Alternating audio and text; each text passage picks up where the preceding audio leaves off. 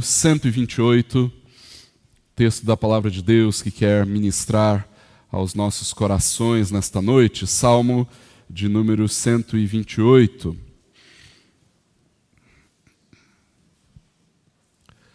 Salmo de número 128, a palavra do Senhor nos diz assim: Bem-aventurado aquele que teme o Senhor e anda nos seus caminhos. Você comerá do fruto do seu trabalho, será feliz e tudo irá bem com você. Sua esposa no interior de sua casa será como a videira frutífera. Seus filhos serão como rebentos da oliveira ao redor da sua mesa. Eis como será abençoado o homem que teme o Senhor. Que o Senhor o abençoe desde Sião, para que você veja a prosperidade de Jerusalém durante os dias de sua vida e veja os filhos dos seus filhos. Paz sobre Israel. Vamos orar?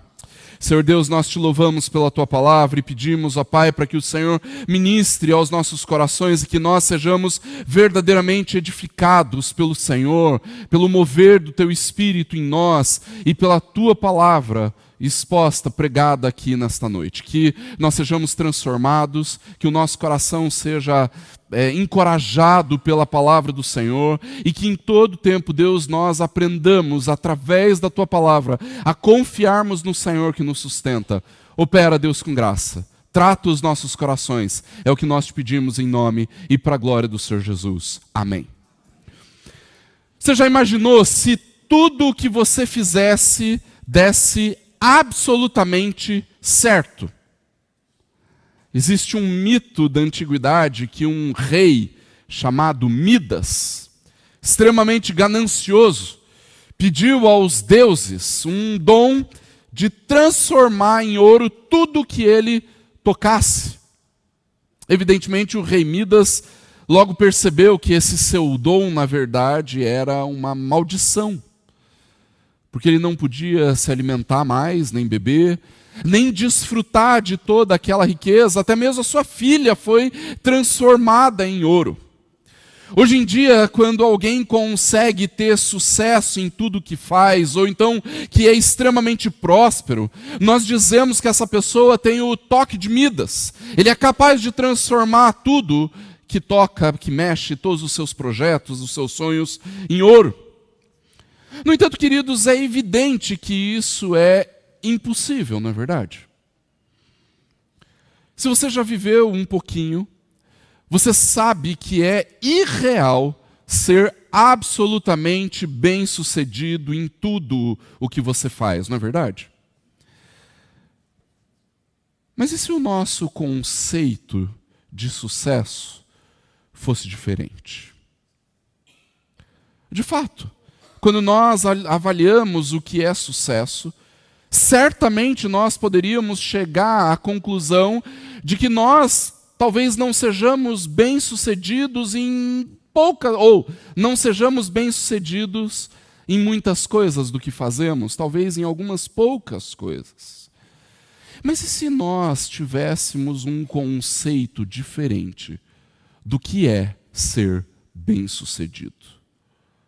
O que acontece, queridos, é que nós somos tão materialistas e nós somos tão vinculados a essa realidade terrena que muitas vezes o nosso conceito de sucesso é exatamente o mesmo conceito que a sociedade em que nós vivemos tem a respeito do que é ser bem-sucedido.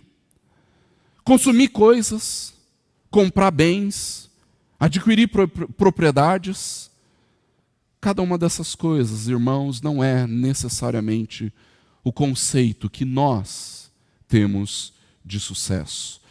Certamente não é isso que a Bíblia fala a respeito de bem-aventurança. Para nós, queridos, como cristãos, ser bem-sucedido, ser frutífero é muito mais do que consumir bastante. Não é a quantidade de sacolas que você carrega depois de uma visita ao shopping que diz se você é bem-sucedido ou não, mas é a sua compreensão de quem Deus é e daquilo que Ele faz. É isso que determina para nós o que é sucesso. Na verdade, Perceber-se bem-sucedido é perceber-se abençoado por Deus. Por isso, traga a sua frustração. Mas não saia de mãos vazias, não saia de mãos abanando. Leve a provisão do Senhor. Na última semana, queridos, eu preguei no Salmo 127 e o sermão teve exatamente o mesmo título. Traga a sua frustração e leve a provisão. E o motivo pelo qual essas duas pregações têm o mesmo nome, irmãos, é porque, de certa forma, o Salmo 127 está unido a este Salmo, de número 128, que nós acabamos de ler. E o bom das nossas transmissões é que, se você não lembra, ou se você não esteve aqui conosco, você pode chegar em casa, ou então durante a sua semana, e procurar lá pela pregação. Traga a sua frustração e leve provisão no Salmo 127, e você pode assistir esse último sermão. Na semana passada, irmãos, a palavra de Deus nos exortou a respeito da frustração da inutilidade. É inútil edificar a casa se o Senhor graciosamente não nos abençoar. É inútil preservar a cidade, as sociedades e as instituições se o Senhor, em sua soberania, não estiver derramando a sua graça, mesmo o nosso trabalho. Se o Senhor não nos abençoar, então o nosso esforço trabalhando sem parar será inútil. O Salmo 128, por outro lado, queridos, nos conta sobre o que acontece quando o Senhor, na sua graça, resolve nos abençoar. É claro, queridos, que, como eu mencionei na última pregação, os Salmos e o restante dos livros poéticos são uma literatura de sabedoria, uma literatura sapiencial. O que quer dizer que aquilo que está sendo dito aqui não se trata de uma lei ou então de uma promessa que vai acontecer invariavelmente na vida de todos aqueles que temem o Senhor.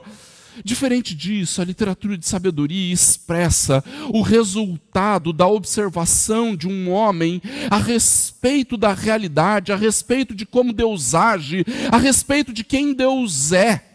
E então, inspirado por Deus, ele registra essa observação sábia a respeito daquilo que ele está vendo.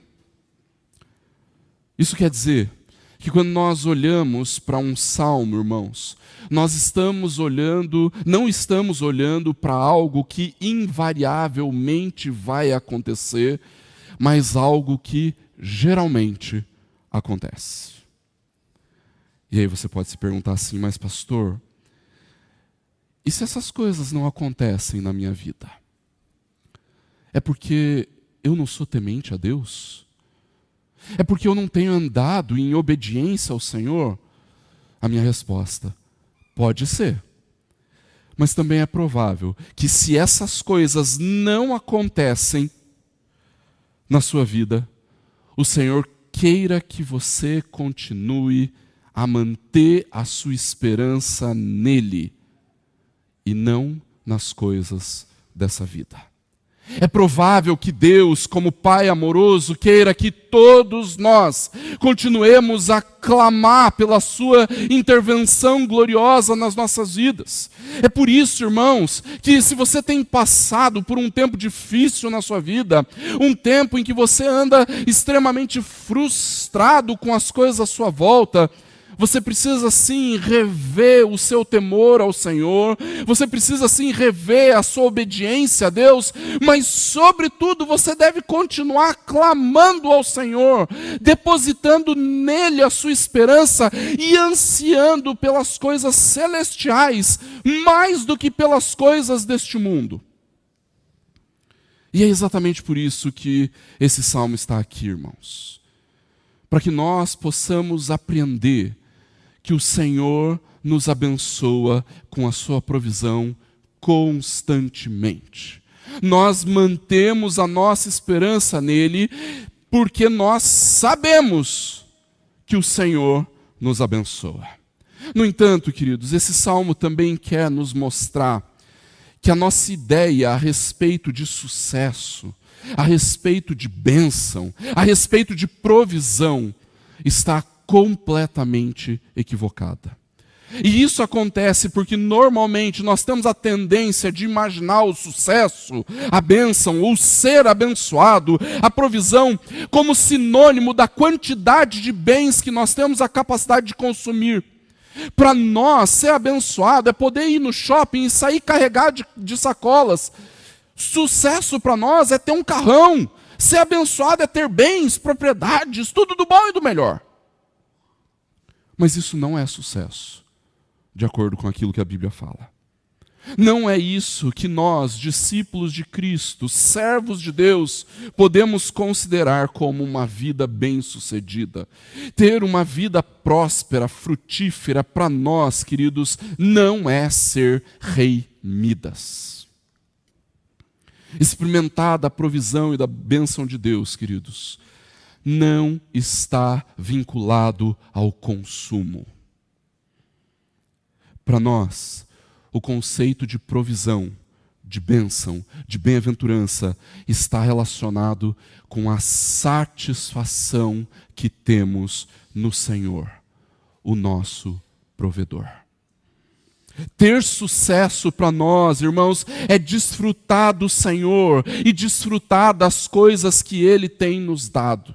É por isso que, em primeiro lugar, irmãos, o salmista nos diz que bem-aventurança é consequência de temor e de obediência ao Senhor. Ser verdadeiramente abençoado é uma consequência do nosso temor a Deus e da nossa obediência ao Senhor. Não é isso que o salmista nos fala no versículo 1, quando ele diz: bem-aventurado aquele que teme o Senhor e anda nos seus caminhos. Percebe, irmãos, que constatação maravilhosa. Aquele que teme o Senhor e anda nos seus caminhos é extremamente feliz. Mas não pense que essa felicidade, essa bem-aventurança, essa bênção é o sucesso ou a prosperidade que o mundo tem como ideal. Felicidade ou bem-aventurança na Bíblia, queridos, é muito mais do que simplesmente uma condição financeira favorável. Bem-aventurança é uma sensação de satisfação plena e contentamento em toda a realidade da vida. Felicidade é estar satisfeito, é estar em paz, desfrutando daquilo que Deus tem dado, um sentimento de pleno contentamento, que às vezes ultrapassa inclusive as questões materiais da vida.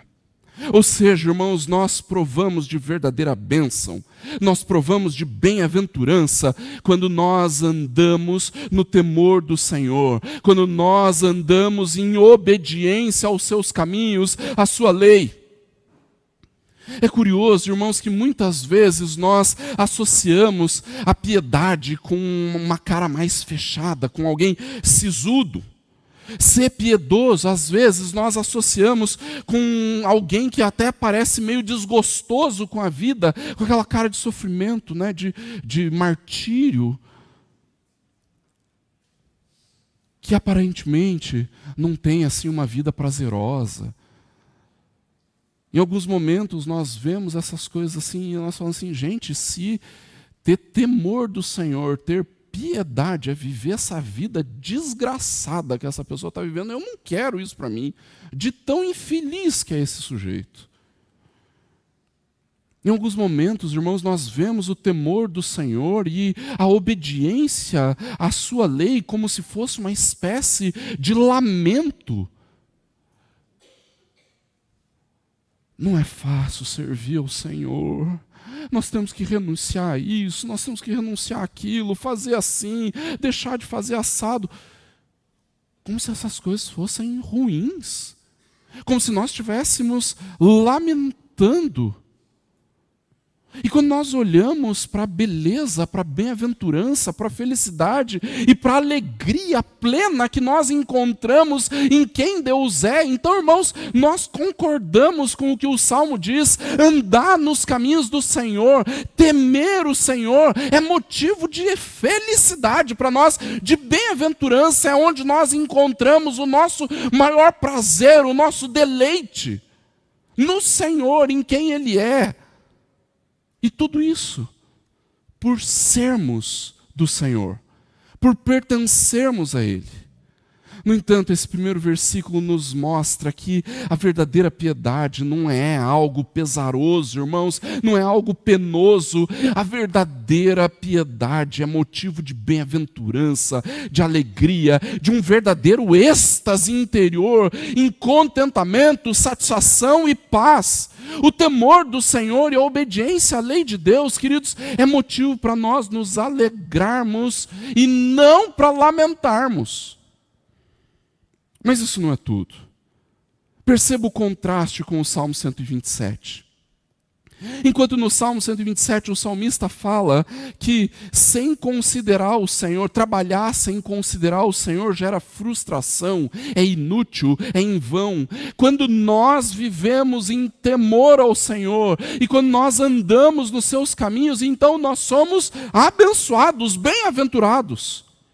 É evidente, queridos, que isso não é um escambo, entre aspas, ou então uma barganha com Deus, ou como se o Senhor ficasse impressionado com a nossa obediência e por isso nos abençoasse. Nossa, fulano, olha que vida boa que ele leva, né? Olha que homem obediente, eu vou abençoar ele. Você já imaginou Deus no trono, na sua soberania, se impressionando com a gente? Não dá, né? Por melhor que nós sejamos, não dá. Na verdade, aquele que tenta obedecer a Deus com o propósito de ser abençoado, já está falhando miseravelmente. Está, na verdade, manifestando a sua desobediência. Verdadeiramente não entendeu quem Deus é, não entendeu a sua doce graça, não entendeu a sua bondade, a sua misericórdia imensa, está tentando comprar Deus e nada mais demonstra rebelião do coração humano do que a tentativa de manipular a Deus. No entanto, parece evidente, queridos, que o Senhor nos abençoa sim, quando nós vivemos no temor do Senhor e quando andamos de acordo com a sua lei. O problema, queridos, é que na maioria das vezes nós nem sempre percebemos que bênçãos são essas. Qual é a natureza dessa bem-aventurança da qual o salmista fala aqui? Essa bem-aventurança nem sempre é perceptível aos nossos olhos, irmãos. Essa bênção nem sempre pode ser contabilizada, ela não vai contar lá na sua planilha de fim de mês, ela nem sempre vai ser materializada, é algo que ultrapassa a nossa capacidade de percepção material das coisas, mas isso não quer dizer que ela não existe.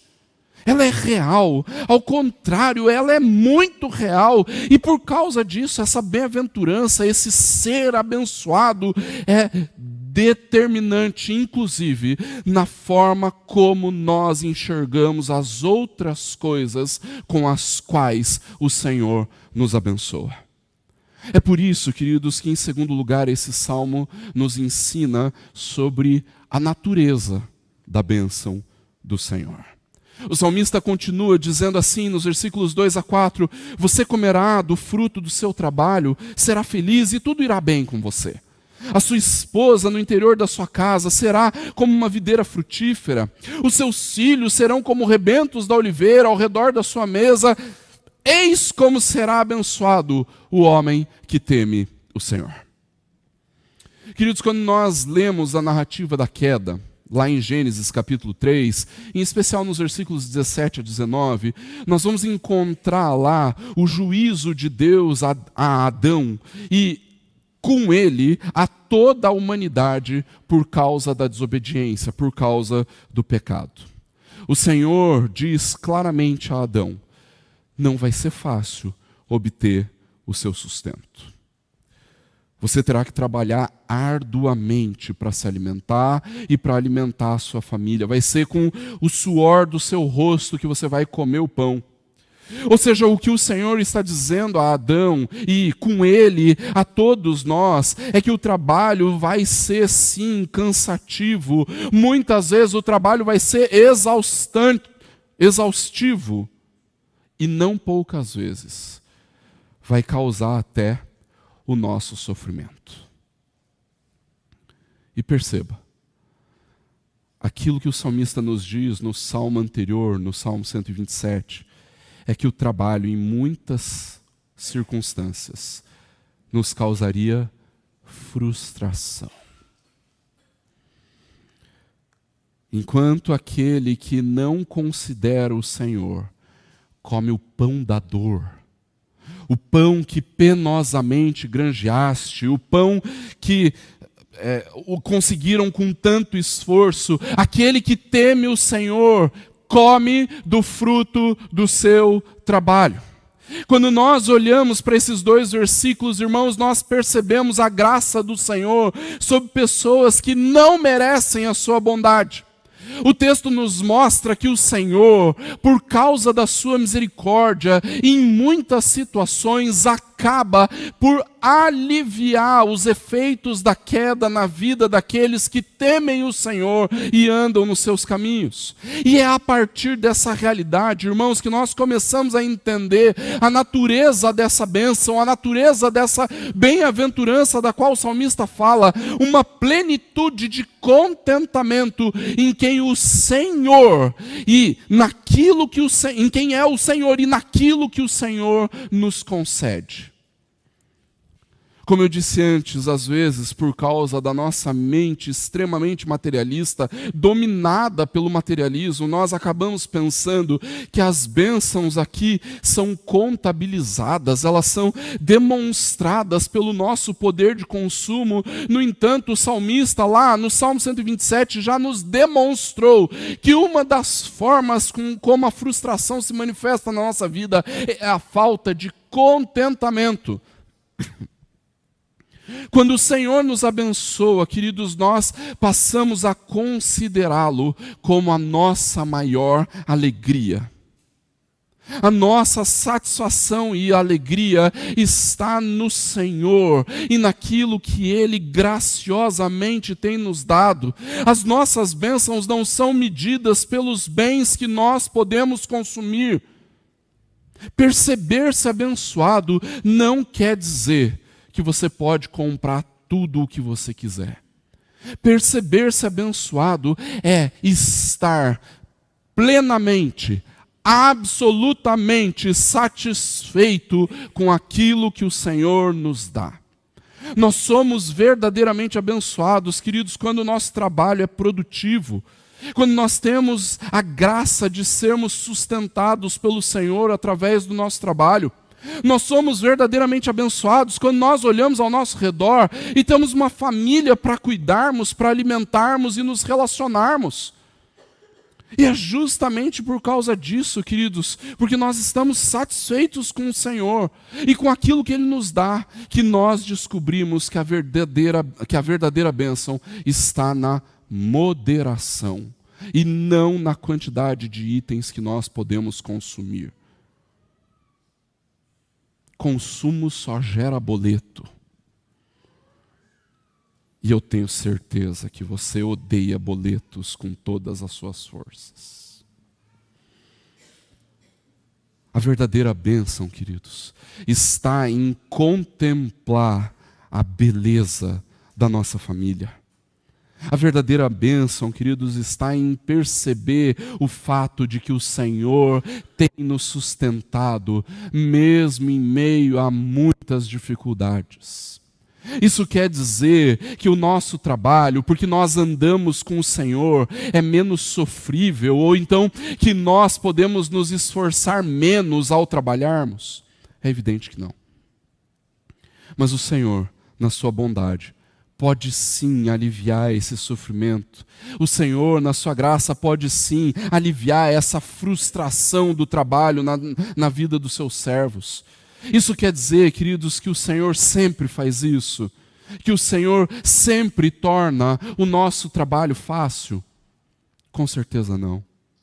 Isso quer dizer que a nossa família sempre será perfeita e que as coisas funcionarão bem dentro de casa?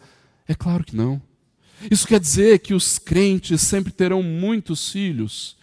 Também não. Todos nós conhecemos muitas exceções a estas coisas. Todos nós conhecemos crentes piedosos, mas que o Senhor não abençoou com filhos. Todos nós conhecemos homens e mulheres tementes a Deus, mas que vivem muitas dificuldades nas suas vidas profissionais. E para nossa tristeza, irmãos, nós temos exemplos de irmãos que mesmo andando nos caminhos do Senhor, viram seu casamento naufragar.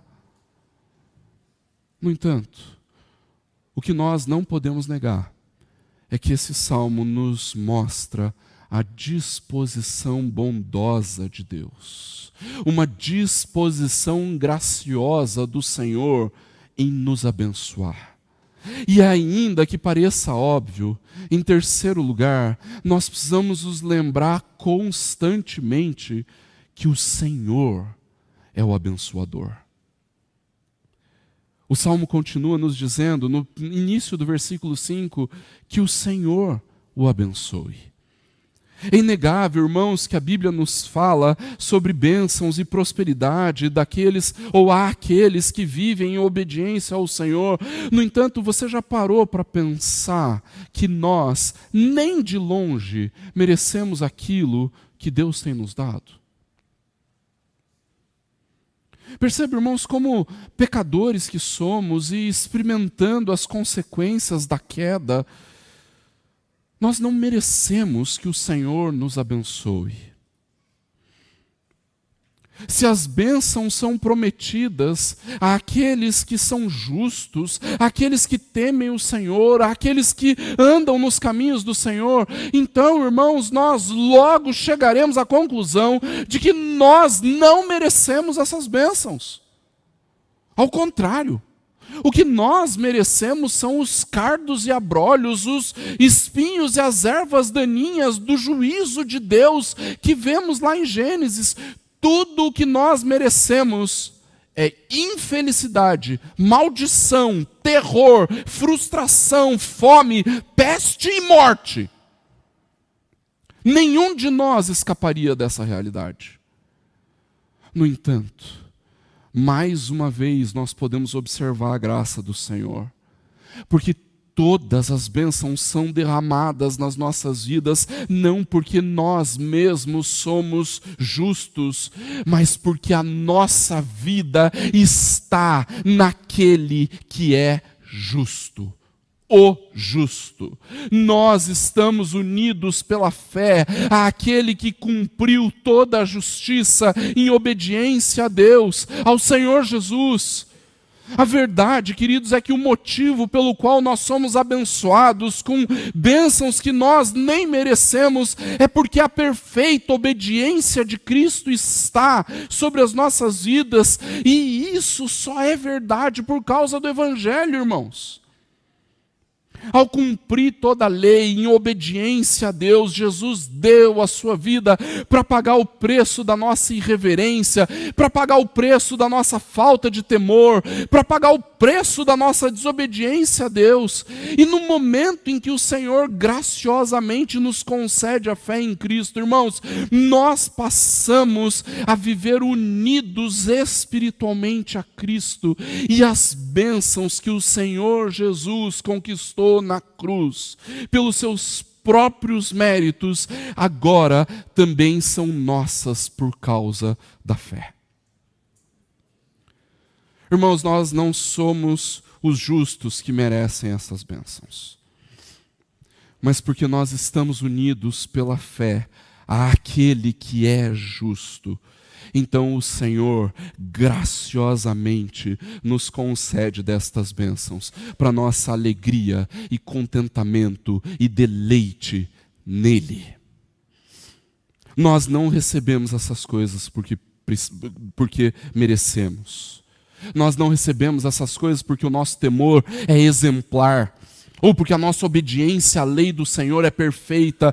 Nós recebemos todas essas coisas porque o Senhor, na sua maravilhosa graça, nos deu Cristo, nos deu Jesus. Nós provamos das bênçãos do Senhor porque nós estamos em Jesus. O Senhor é o abençoador e nos abençoa em Cristo. Não foram os nossos méritos, ou o nosso temor, ou a nossa obediência, foram os méritos e a obediência de Cristo. E por causa de Cristo agora, o Senhor graciosamente nos abençoa. E diante de uma realidade tão maravilhosa como essa, queridos, em quarto lugar, nós percebemos que a bênção do Senhor sempre nos acompanha. Se o Senhor nos abençoa, Ele nos abençoa sempre. O versículo 5 continua: que o Senhor o abençoe desde Sião durante os dias de tua vida e veja os filhos dos seus filhos, no início do versículo 6.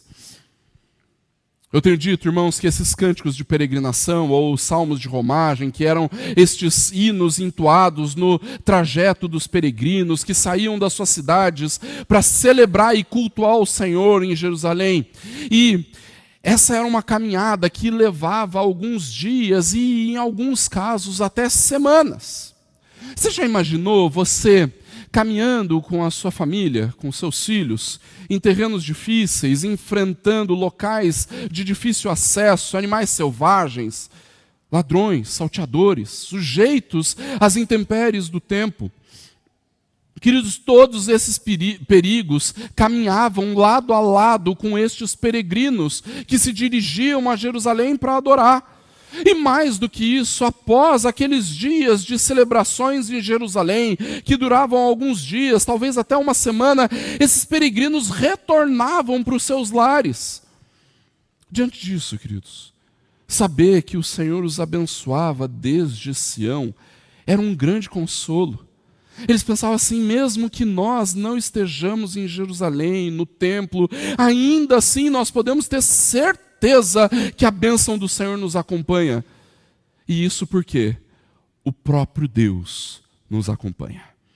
E Ele nos acompanhará todos os dias da nossa vida. No Antigo Testamento, queridos, e a gente tem que lembrar que a expectativa de vida no Antigo Testamento era bastante pequena. Nesta realidade, ver os netos, os filhos dos seus filhos, era uma grande bênção. Significava que Deus te abençoou com longevidade. Você pôde viver muito tempo, porque Deus foi gracioso com você. Toda essa compreensão, queridos, nos mostra a respeito da extensão da graça de Deus. Nós precisamos lembrar, irmãos, não existe absolutamente nada que possa impedir a mão de Deus de agir. Nem a distância, nem o tempo podem ser um impedimento para o Senhor. Mesmo que o peregrino estivesse longe de Jerusalém, ainda assim a bênção do Senhor o alcançava. Mesmo que ele vivesse por muitos anos, ainda assim a bênção do Senhor o acompanharia. Queridos irmãos, como é maravilhoso saber disso. Como é bom saber que o Senhor não nos abençoa apenas quando nós estamos reunidos como igreja, não é verdade? Deus nos abençoa na igreja, sim, é verdade. Se isso não fosse verdade, você não estaria aqui. Mas Ele também derrama da nossa bênção lá no nosso trabalho. Deus abre os céus da sua provisão na nossa casa também. Quando nós estamos a caminho do trabalho, o Senhor nos alcança. Se nós estivermos numa viagem de férias, o Senhor não vai deixar de nos sustentar e de derramar dessa bem-aventurança sobre nós, onde estivermos. A doce presença do Senhor sempre nos acompanha. É evidente que isso não pode ser uma desculpa para deixarmos de nos reunir como igreja. É sim um grave erro quando os cristãos abdicam da sua vida como igreja. No entanto, irmãos, não é porque nós estamos na igreja que o Senhor não é porque nós não estamos na igreja que o Senhor deixa de nos abençoar. Mesmo quando não podemos nos reunir, nós podemos nos consolar com o fato de que, mesmo em qualquer circunstância, o Senhor cuida de nós. Nós somos abençoados e ministrados pelo Senhor. No entanto, toda essa realidade maravilhosa não deve ser utilizada apenas em nosso favor, mas ao contrário. Em último lugar, nós precisamos saber que a bênção do Senhor se manifesta comunitariamente. A conclusão desse salmo diz assim, versículo 5, que o Senhor o abençoe para que você veja a prosperidade de Jerusalém. Versículo 6, paz sobre Israel.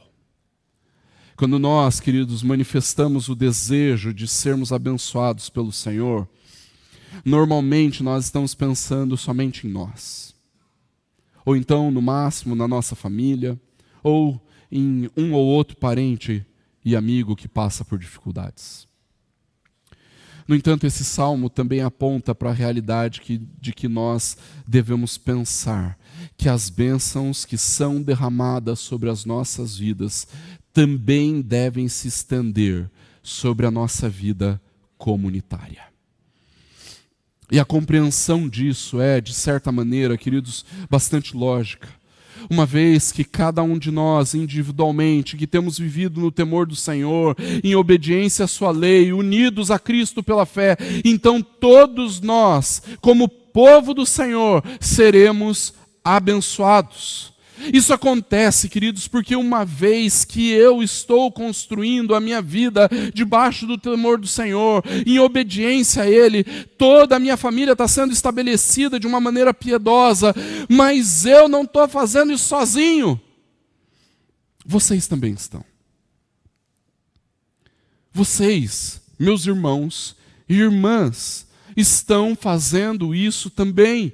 Ou seja, todos nós estamos construindo um conjunto de famílias piedosas em obediência ao Senhor, e todos nós juntos edificamos um povo temente e obediente a Deus. Quando isso acontece, queridos, todos nós experimentamos da bênção do Senhor, dessa gloriosa bem-aventurança, não apenas uma família ou outra, não apenas o fulano ou o beltrano da igreja, mas todos nós, como povo de Deus, experimentamos essa paz sobre Israel. A bênção de Deus a um crente piedoso também se estende à bem-aventurança de toda a família da fé. E quando nós construímos a nossa vida no temor do Senhor, irmãos, em obediência a Ele, andando nos seus caminhos, nós estamos sim contribuindo para a edificação do reino de Deus, vivendo uma vida justa diante do Senhor. Preste bem atenção, quando nós somos salvos em Cristo, nós somos acrescentados a um povo. Esse povo é a igreja do Senhor. E por conta disso, queridos, nada, absolutamente nada na nossa vida, a partir desse momento, acontece à parte da igreja. Nada acontece separado da igreja. Por causa disso, irmãos, nós não somos chamados para buscarmos tão somente o nosso próprio bem-estar, ou então o bem-estar da nossa família. Não, ao contrário, nós vivemos para ver todos nós, a igreja de Jesus, numa condição próspera, de bem-aventurança, vivendo a verdade e plenamente satisfeito em quem Deus é e no que Ele tem nos dado. Seria completamente ilógico, uma vez que nós fazemos parte do mesmo corpo, desejarmos o bem apenas para nós mesmos, enquanto nossos irmãos na fé padecem, enquanto o restante do corpo é negligenciado. Não, irmãos. O nosso pensamento precisa estar vinculado ao bem da igreja, ao bem do povo de Deus, muito mais do que o nosso umbigo, muito mais do que os nossos interesses familiares. Nós pensamos no bem da igreja como povo de Deus. Irmãos, goste você ou não das pessoas que estão ao seu lado, as nossas vidas estão entrelaçadas em Cristo.